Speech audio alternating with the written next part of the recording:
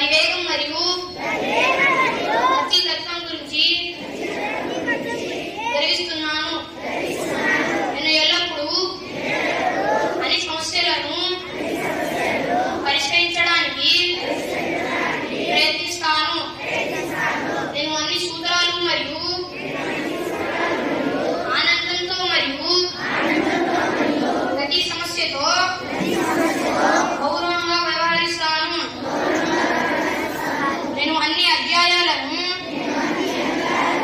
దృష్టిలో ఉంచుకుంటాను. నా గణితానికి మరియు నా ఉపాధ్యాయులతో భక్తిగా నడుచుకుంటాను.